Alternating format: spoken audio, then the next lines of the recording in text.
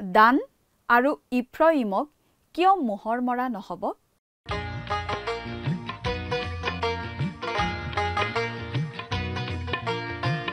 আজিৰে পবিত্ৰ ক্ষণতে উজলি উঠা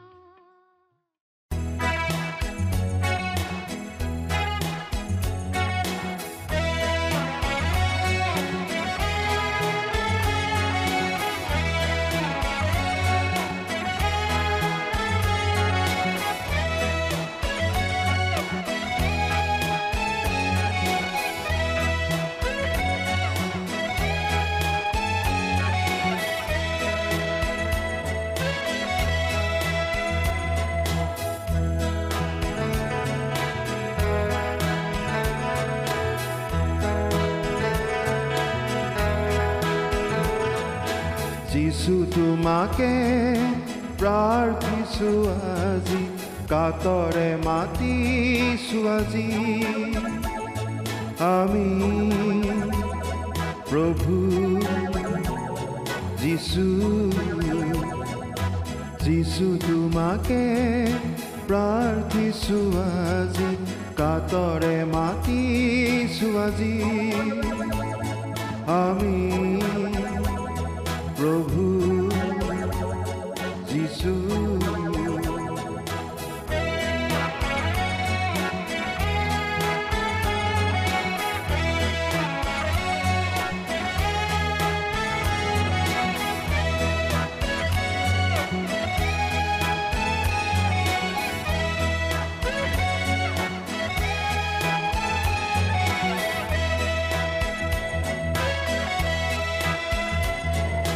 তুমি সৃজিছিলা যোন বেলি তৰা, ইয়াৰ কাষলে মোৰ যিছু তুমি আহা। তুমি সৃজিছিলা যোন বেলি তৰা, ইয়াৰ কাষলে মোৰ যিছু তুমি আহা।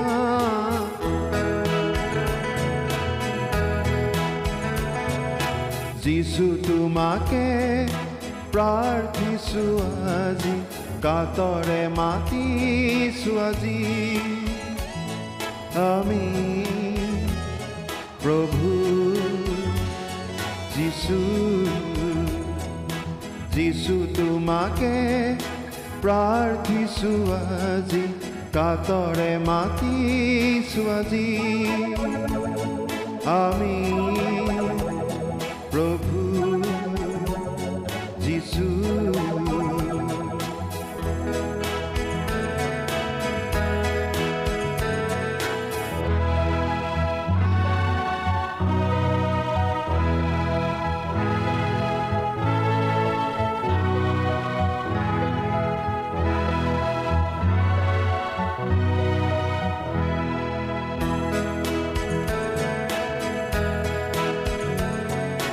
তুমি আহিছিলা এই জগতলৈ, আমাৰ সকলোকে জীৱন দিবলৈ। তুমি আহিছিলা এই জগতলৈ, আমাৰ সকলোকে জীৱন দিবলৈ।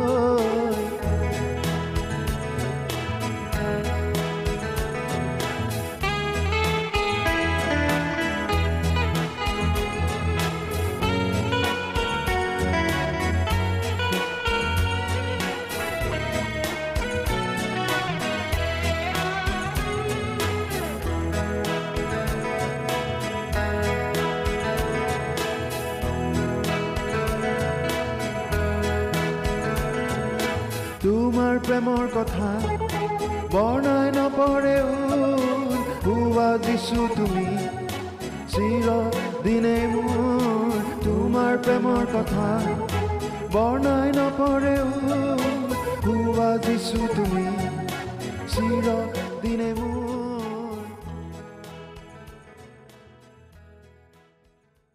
নমস্কাৰ, আমাৰ ভক্তিবচন অনুষ্ঠানলৈ আপোনাক স্বাগতম জনাইছোঁ। খ্ৰীষ্টীয় বিশ্বাসী লোকসকলৰ বাবে বিশেষভাৱে প্ৰস্তুত কৰা এই ভক্তিবচন অনুষ্ঠানটো হৈছে বাইবেল অধ্যয়নৰ ধাৰাবাহিক অসমীয়া অনুষ্ঠান।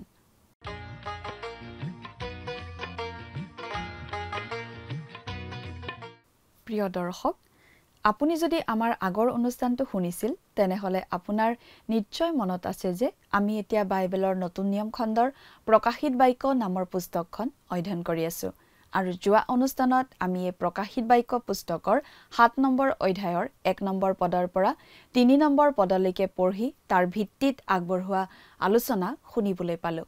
আজিৰ অনুষ্ঠানত আমি এই প্ৰকাশিত বাক্য পুস্তকখনৰ ৭ নম্বৰ অধ্যায়ৰ ৪ নম্বৰ পদৰ পৰা ৮ নম্বৰ পদলৈকে পঢ়ি তাৰ ভিত্তিত আগবঢ়োৱা আলোচনা শুনিবলৈ পাম।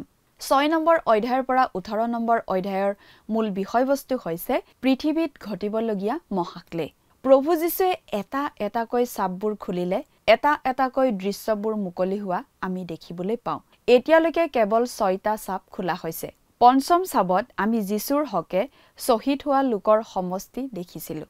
ষষ্ঠ চাবত এখন ঈশ্বৰবিহীন পৃথিৱীলৈ নামি অহা মহাক্লেশৰ বিধ্বংসৰ চিহ্নবোৰ দেখুৱাইছে। এই সময়ছোৱাত মণ্ডলীৰ নাম কেতিয়াও উল্লেখ কৰা হোৱা নাই, কাৰণ যোহনে পৃথিৱীত কি ঘটিছে সেইবোৰহে লিখি আছে আৰু এই বিশেষ সময়ত মণ্ডলী পৃথিৱীত উপস্থিত নাথাকিব।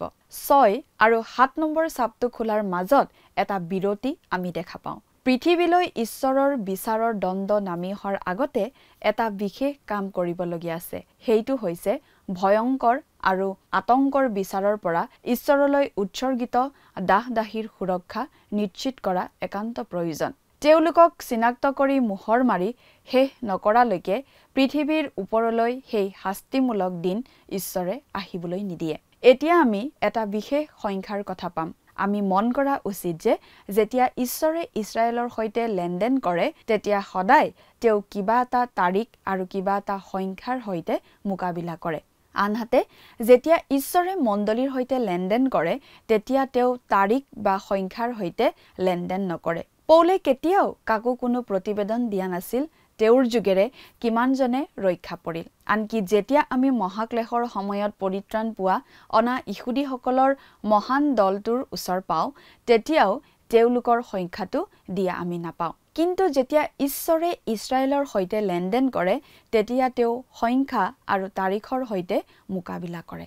প্ৰিয় দৰ্শক, কথাবোৰ অধিক বহলাই চাবলৈ আহকচোন এতিয়া আমি মূল আলোচনাটোৰ মাজলৈ আগবাঢ়ি যাওঁ। প্ৰিয় শ্ৰোতা, আপুনি বাৰু আমাৰ এই ভক্তিবচন অনুষ্ঠানটো নিয়মিতভাৱে শুনি আছেনে? আমি বাৰু এতিয়া বাইবেলৰ কোনখন পুস্তকৰ অধ্যয়ন চলাই আছোঁ আপোনাৰ মনত আছেনে? আমি বাইবেলৰ একেবাৰে শেষৰখন পুস্তক অৰ্থাৎ প্ৰকাশিত বাক্য নামৰ পুস্তকখন অধ্যয়ন কৰি আছোঁ, নহয়নে বাৰু? আপুনি আমাৰ যোৱা অনুষ্ঠানটো শুনিছিলনে? যোৱা অনুষ্ঠানত আমি এই প্ৰকাশিত বাক্য পুস্তকৰ ৭ নম্বৰ অধ্যায়ৰ অধ্যয়ন আৰম্ভ কৰিছিলোঁ আৰু এই ৭ নম্বৰ অধ্যায়ৰ প্ৰথম ৩টা পদ পঢ়ি তাৰ ভিত্তিতেই আমাৰ আলোচনা আগবঢ়াইছিলোঁ। আমি ইতিমধ্যেই পালোঁ যে এই পৃথিৱীৰ পৰা খ্ৰীষ্টীয় মণ্ডলীক স্বৰ্গলৈ উঠাই লৈ যোৱা হ'ব আৰু তাৰ পাছত পৃথিৱীত আৰম্ভ হ'ব মহাক্লেশ। প্ৰথমতে আমি পালোঁ 4জন অশ্বাৰোহীৰ কথা। বগা, ৰঙা, ক'লা আৰু পাণ্ডুবৰণীয়া ঘোঁৰাত উঠি অহা সেই 4জন অশ্বাৰোহীৰ যোগেদিয়েই পৃথিৱীত মহাক্লেশৰ সূত্ৰপাত হ'ব। তাৰ পাছত যোৱা অনুষ্ঠানত আমি এই কথা দেখিবলৈ পাইছিলোঁ যে সেই মহাক্লেশৰ সময়ছোৱাত এটা সাময়িক বিৰতি ঘটিব।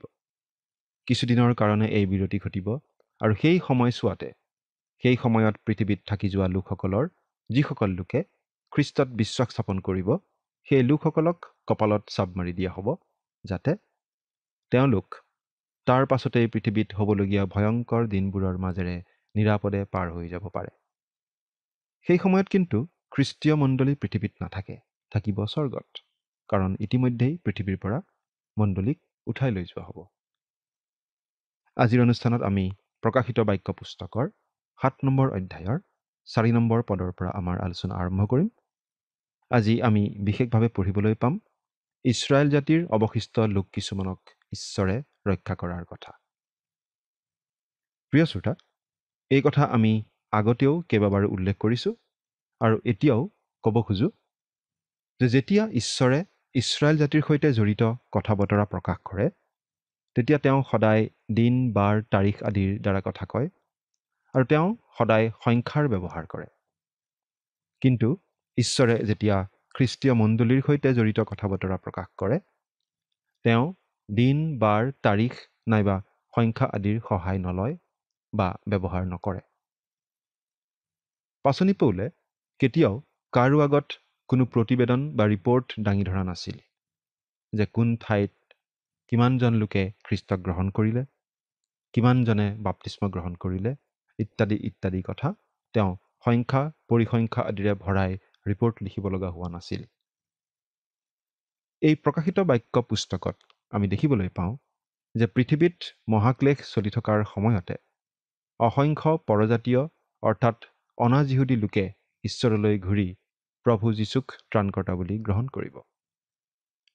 এনেকুৱা লোকসকলৰ বৰ্ণনা দিওঁতে এটা গণিব নোৱাৰা বৃহৎ দল বুলিহে বাইবেলত উল্লেখ কৰা হৈছে, কিন্তু তেওঁলোকৰ কোনো সংখ্যা দিয়া হোৱা নাই। কিন্তু ঈশ্বৰে ইছৰাইল জাতিৰ কথা ক'ব লাগিলে বা ইছৰাইল জাতিক কিবা জনাব লাগিলে সদায় দিন, বাৰ, তাৰিখ নাইবা সংখ্যা ব্যৱহাৰ কৰাটো আমি দেখি আহিছোঁ। বাইবেলত যিমানবোৰ ভাৱবাণী কৰা হৈছে তাৰ বহুতো ভাৱবাণী ইতিমধ্যেই ফলিয়াই গ'ল। কিছুমান ভাৱবাণী ভৱিষ্যতে ফলিয়াব, যেনে পৃথিৱীৰ শেষ অৱস্থাৰ সৈতে জড়িত প্ৰভু যীশুৰ হ'বলগীয়া দ্বিতীয় আগমনৰ সৈতে জড়িত ভাৱবাণীবোৰ। আমি এতিয়া এই প্ৰকাশিত বাক্য পুস্তকত যিবোৰ কথা পঢ়ি আছোঁ সেইবোৰো ভৱিষ্যতেহে ঘটিব। বহুতো লোকে এনেকুৱা ভাৱবাণীবোৰ ফলিওৱাৰ দিন, তাৰিখ আদি হিচাপ কৰি ঘোষণা কৰি দিয়ে আৰু তাৰ পাছত লাজত পৰিবলগীয়া হয়। কাৰণ প্ৰভু যীশুৰ দ্বিতীয় আগমনৰ সৈতে জড়িত ভাৱবাণীবোৰৰ দিন, তাৰিখ আদি ঈশ্বৰে জনাই দিয়া নাই আৰু আমাক জানিবও নিদিয়ে। কেৱল সেই ঘটনাবোৰ তেনেদৰে ঘটিব বুলিহে আমাক জনাই দিয়ে। সেইবাবেই এনেকুৱা ভাৱবাণীবোৰৰ দিন, তাৰিখ আদি নিৰ্ধাৰণ কৰিবলৈ গৈ ঈশ্বৰৰ বাক্যক হেয় প্ৰতিপন্ন কৰাৰ নিচিনাহে হয়। কাৰণ ঈশ্বৰে দিন, তাৰিখ জনাই দিয়া নাই। কিন্তু ইছৰাইল জাতিৰ ক্ষেত্ৰত যিবোৰ কথা ঈশ্বৰে কয় সেইবোৰত তেওঁ হয় দিন, বাৰ নাইবা সংখ্যা ব্যৱহাৰ কৰে। এই কথাটো আমি ভালদৰে মন কৰা উচিত। ইয়াতো আমি এতিয়া ইছৰাইল জাতিৰ সৈতে জড়িত এটা ভাৱবাণী পাম আৰু তাত সংখ্যা ব্যৱহৃত হোৱা দেখা পাম। এতিয়া বাইবেলৰ পৰা পাঠ কৰি দিছোঁ, অনুগ্ৰহ কৰি চাই যাব আৰু লগত যদি বাইবেল নাই অনুগ্ৰহ কৰি মন দি শুনিব। প্ৰকাশিত বাক্য 7 নম্বৰ অধ্যায় 4 নম্বৰ পদটো পাঠ কৰি দিম। ইয়াত এনেদৰে লিখা আছে, পাছে সেই চাব মৰাবিলাকৰ সংখ্যা শুনিলোঁ। ইছৰাইলৰ সকলো ফৈদৰ মুঠে 1,44,000 চাব মৰা হ'ল। 1,44,000। ইছৰাইল জাতিৰ মাজৰ পৰা 1,44,000 জন লোকক মোহৰ মৰা হ'ব। কিন্তু আমি এই কথা দেখা পাম যে পৃথিৱীৰ মাজৰ পৰা অগণন পৰজাতীয় লোকে উদ্ধাৰ পাব। তেওঁলোকৰ সংখ্যা অগণন হ'ব বুলি কোৱা হৈছে।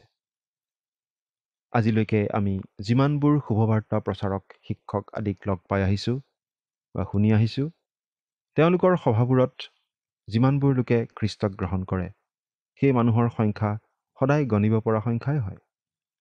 কাৰোবাৰ সভাত হয়তো 1000 জন, কাৰোবাৰ সভাত হয়তো 10,000 জন, ক'ৰবাত হয়তো তাতোকৈ বেছি, কিন্তু গণিব পৰা লোকেই হয়। কোনোবাই হয়তো সংখ্যাবোৰ অলপ বঢ়াইও কয়, কিন্তু গণিব পৰা সংখ্যাই কয়। কিন্তু প্ৰকাশিত বাক্যত আমাক কোৱা হৈছে যে সেই মহাক্লেশৰ সময়ত খ্ৰীষ্টক গ্ৰহণ কৰা লোকৰ সংখ্যা গণি শেষ কৰিব নোৱাৰা যেন হ'ব। কেতিয়াও কোনো কালে ইমানবোৰ লোকে একেলগে খ্ৰীষ্টক গ্ৰহণ কৰা নাই। মুঠতে আমি এই কথা বুজি পাওঁ যে সেই মহাক্লেশৰ সময়ছোৱাত পৃথিৱীত অসংখ্য লোকে খ্ৰীষ্টক গ্ৰহণ কৰিব। কিন্তু সেই সময়তো খ্ৰীষ্টীয় মণ্ডলী পৃথিৱীত নাথাকে, স্বৰ্গতহে থাকিব। তেন্তে ইমানবোৰ মানুহে কেনেকৈ খ্ৰীষ্টৰ বিষয়ে শুনিবলৈ পাব? ইমানবোৰ মানুহৰ আগত কোনে খ্ৰীষ্টৰ শুভবাৰ্তা বিলাব? আৰু খ্ৰীষ্টৰ শুভবাৰ্তা নুশুনাকৈ তেওঁলোকনো খ্ৰীষ্টলৈ কেনেকৈ আহিব? এইটো চিন্তা কৰিবলগীয়া কথা নহয়নে বাৰু? তেওঁলোকক কপালত চাব মাৰি দিয়া হ'ব। সেই সময়ত পবিত্ৰ আত্মা পৃথিৱীত থাকিব আৰু পবিত্ৰ আত্মাৰ যোগেদি তেওঁলোকে নতুন জন্ম পাব আৰু পবিত্ৰ আত্মাৰ যোগেদিয়েই তেওঁলোক মোহৰ মৰা হ'ব।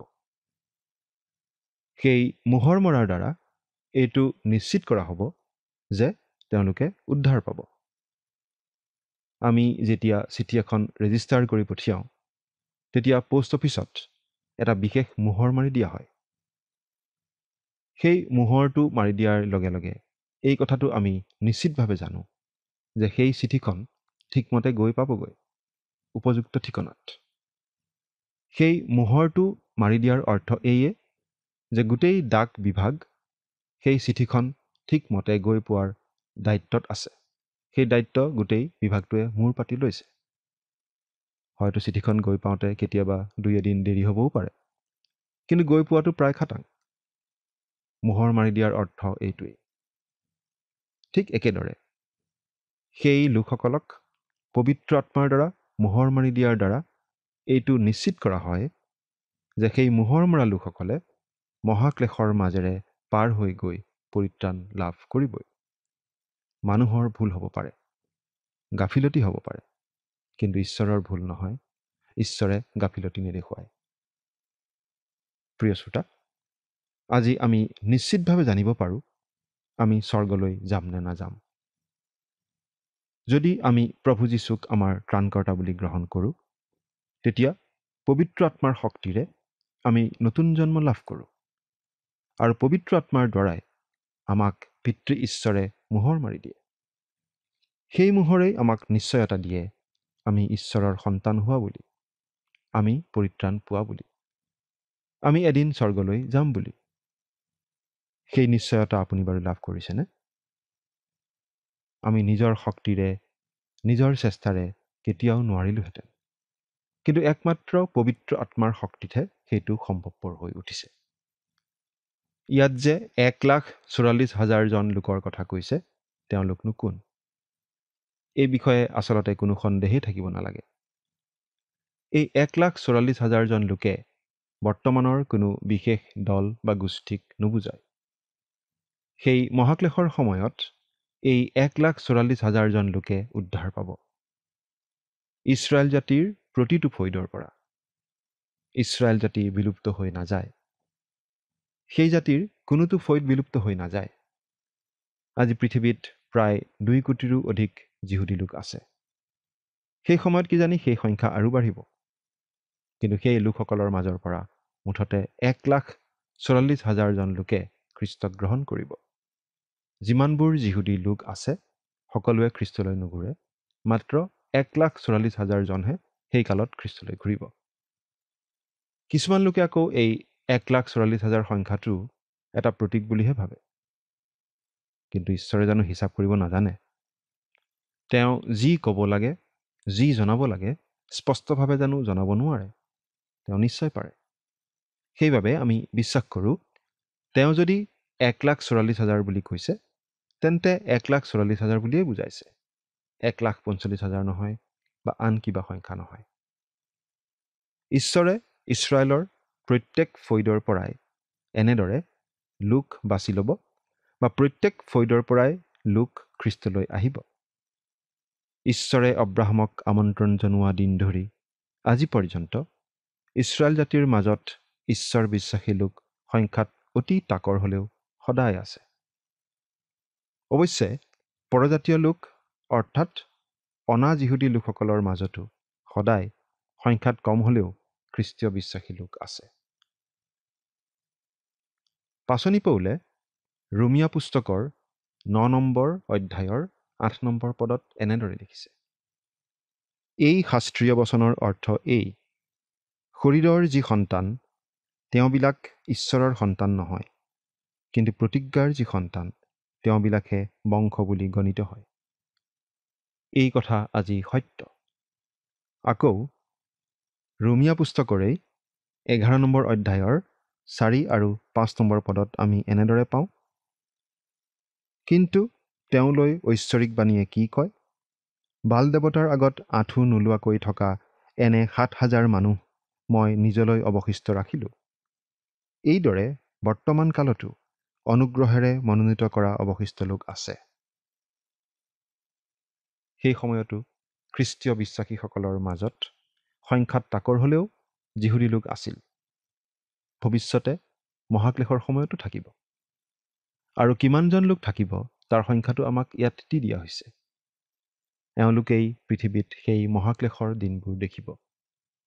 এই মহাক্লেশৰ সময়ৰ বিষয়ে কওঁতে প্ৰভু যীশুৱে এনেদৰে কৈছিল, আৰু সকলো জাতিলৈ সাক্ষ্য হ'বলৈ ৰাজ্যৰ এই শুভবাৰ্তা গোটেই জগততে ঘোষণা কৰা হ'ব, তেতিয়াহে শেষ হ'ব। মথিয়ে লিখা শুভবাৰ্তা 24 অধ্যায় 14 পদ। আৰু সেই শুভবাৰ্তা এটাই, মেৰ পোৱালি অৰ্থাৎ প্ৰভু যীশুৰ যোগেদি ঈশ্বৰে মানৱলৈ আগবঢ়োৱা পৰিত্ৰাণৰ শুভবাৰ্তা। প্ৰভু যীশুৰ যোগেদিয়েই মানৱৰ পাপমোচন হ'ব পাৰে।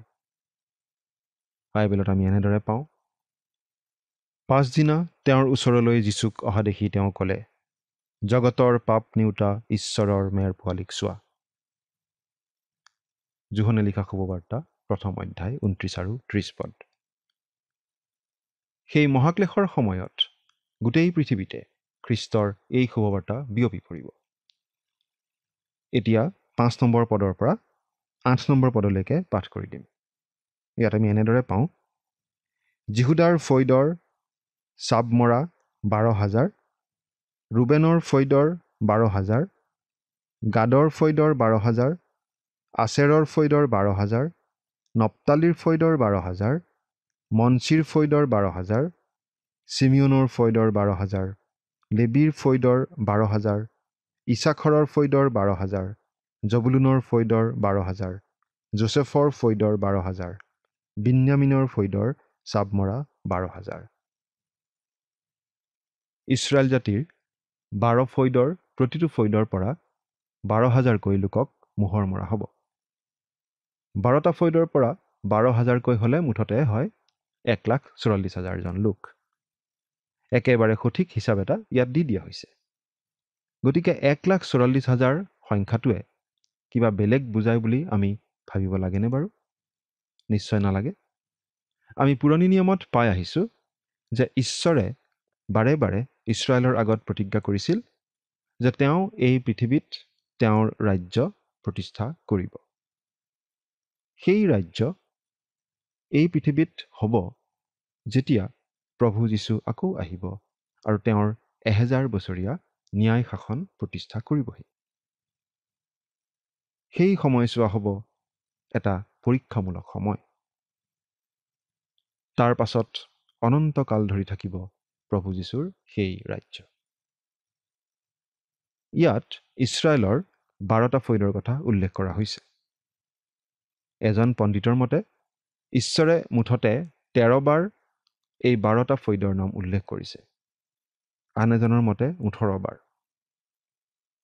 কিন্তু যিমান বাৰ উল্লেখ নকৰক কিয়, তেওঁ যেতিয়া ইছৰাইলৰ 12টা ফৈদৰ কথা উল্লেখ কৰে, তেওঁ গোটেই 12টা ফৈদৰ কথাই উল্লেখ কৰে, 11টা বা 10টা ফৈদৰ কথা নকয়। কেতিয়াবা অৱশ্যে 12টা ফৈদৰ কথা উল্লেখ কৰোঁতে অলপ পাৰ্থক্যও চকুত পৰে। কিন্তু কিয় আমি নাজানো। নিশ্চয় ঈশ্বৰে কিবা বিশেষ উদ্দেশ্যতহে তেনেকুৱা কৰে। যেনে ধৰক, ইয়াত ইছৰাইলৰ 12টা ফৈদৰ এখন তালিকা দিয়া হৈছে। এই তালিকাখনৰ আমি দুটামান বৈশিষ্ট্য দেখা পাওঁ। প্ৰথমতে আছে যিহুদাৰ নাম। কিন্তু আমি জানো ৰুবেনহে বয়সত ডাঙৰ আছিল। কিন্তু ৰুবেনে সেই স্থান হেৰুৱাব লগা হৈছিল অনৈতিকতাৰ কাৰণে। ঠিক একেদৰে খ্ৰীষ্টীয় বিশ্বাসী হিচাপে আমি যদি পাপ কৰোঁ, তেন্তে আমি পৰিত্ৰাণ নেহেৰুৱাওঁ ঠিকেই, কিন্তু আমি পুৰস্কাৰ হেৰুৱাব লগা হয়। ৰুবেনৰ নাম তালিকাত আছে ঠিকেই, কিন্তু প্ৰথমতে নাই। আকৌ এই তালিকাত দান আৰু ইফ্ৰাইমৰ নাম নাই, কাৰণ এই দুয়োটা ফৈদেই ইছৰাইল জাতিক প্ৰতিমা পূজা কৰিবলৈ আগবঢ়াই লৈ গৈছিল। দানৰ ফৈদেই প্ৰথমতে প্ৰতিমা পূজা কৰিছিল, পাছত ইফ্ৰাইমেও একে দুখেই কৰিছিল। এই 12টা ফৈদৰ তালিকাত ইফ্ৰাইমৰ স্থান লৈছে যোচেফে, আৰু দানৰ স্থানত আছে লেবী, আৰু লেবী হৈছে পুৰোহিতৰ ফৈদ। ঈশ্বৰে ইছৰাইল জাতিক বিশেষভাৱে বাছি লৈছিল। এই জাতিক তেওঁ সময়ে সময়ে শাস্তি দি আহিছে ঠিকেই, কিন্তু কেতিয়াও এই জাতিক তেওঁ পৰিত্যাগ কৰা নাই আৰু নকৰেও। এই জাতিৰ কোনো ফৈদকে তেওঁ বিলুপ্ত হৈ যাবলৈও নিদিয়ে। বাইবেলৰ একেবাৰে শেষৰখন পুস্তকতো সেয়েহে আমি ইছৰাইল জাতিৰ উল্লেখ পাইছোঁ। তেওঁলোকক ঈশ্বৰে পাহৰি নাযায়। তেওঁলোকৰ 12টা ফৈদৰ পৰা 12,000কৈ লোক, মুঠতে 1,44,000জন লোক তেওঁ মোহৰ মাৰি বাছি ল'ব, সেই মহাক্লেশৰ মাজেৰে জয়যুক্ত হৈ পাৰ হৈ যাবলৈ। প্ৰিয় শ্ৰোতা, ঈশ্বৰৰ কথা শিলৰ ৰেখা, তেওঁৰ প্ৰতিজ্ঞাৰ লৰচৰ নহয়। প্ৰভু যীশুত বিশ্বাস কৰা আমি প্ৰতিজন লোকেই ঈশ্বৰৰ সেই অলৰ অচৰ বাক্য তথা প্ৰতিজ্ঞাতে ভৰসা কৰি ক'ব পাৰোঁ, আমি এই মহাক্লেশৰ পৰা সাৰি যাম, আমি থাকিম স্বৰ্গত। আপুনি বাৰু তেনেদৰে ক'ব পাৰিবনে? চিন্তা কৰি চাওকচোন। ঈশ্বৰে আপোনাক আশীৰ্বাদ কৰক। আমেন।